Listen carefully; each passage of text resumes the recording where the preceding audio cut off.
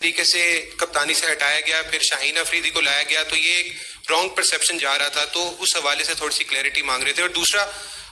رمیز راجہ کی ایک سٹیٹمنٹ آئی تھی محمد عامر کے حوالے سے کہ اگر وہ ان کے بیٹے ہوتے تو وہ ان کو آگ کر دیتے اور وہ اس کو کھلاتے نا, تو کیا آپ سمجھتے ہیں یہ سٹیٹمنٹ کافی نیگیٹو ہے, اس طرح غلط امپیکٹ جاتا ہے, کیا کہیں گے اس پہ بھی؟ سب سے پہلے تو تھینک یو فار سیئنگ دس کہ جو یہ رمیز راجہ صاحب نے جو کمنٹ کیا محمد عامر کے اوپر, دیٹ از ویری ہارش, اور میرا نہیں خیال کہ یہ بنتا, that is a very negative comment. I think ہر ایک بندے کا اپنا پرسیپشن ہے اور ہر ایک بندے کو اپنی اس دنیا میں, اور ہمارا دین بھی الاؤ کرتا ہے کہ وہ اپنے خواہشات کا اظہار کر سکتا ہے, صحیح ہو غلط ہو وہ بات کی بات ہے.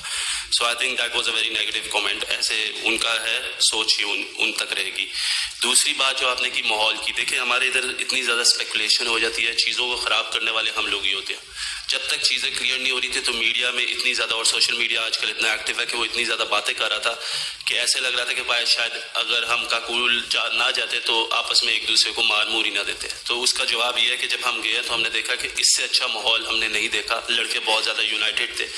جب اپنی ٹریننگ سے فارغ ہوتے تھے, روزہ افطار کرتے تھے, تو وہاں پہ ایک سنوکر روم ہے, گیم روم ہے, ادھر بیٹھ کے کچھ سنوکر کھیل رہے ہوتے تھے, کوئی ٹی وی پہ میچز دیکھ رہے ہوتے تھے, کرکٹ کو ڈسکس کر رہے ہوتے تھے, اور ایک بہت ہی اچھا ماحول تھا. میرا خیال ہے کہ جب بھی ہم لوگ اس طرح کی کوئی نیوز بریک کریں تو آئی تھنک اس سے پہلے ہمیں اس چیز کو دیکھ لینا چاہیے کہ اس کے پیچھے سچائی کیا ہے. یہ پاکستان کے پلیئرز ہیں, ان کو پاکستان کو ریپرزینٹ کرنا, اور آئی تھنک یہی ان کا مقصد ہے, اور اس مقصد کی وجہ سے آئی تھنک وہ لوگ اکٹھے ہیں, اکٹھے رہیں گے, اور آپ انشاءاللہ دیکھیں گے کہ آگے بھی اکٹھے رہیں گے, اور یہی لوگ جن کی آپ بات کریں یہی آپ لوگوں کو پاکستان کے میچز جتوائیں گے.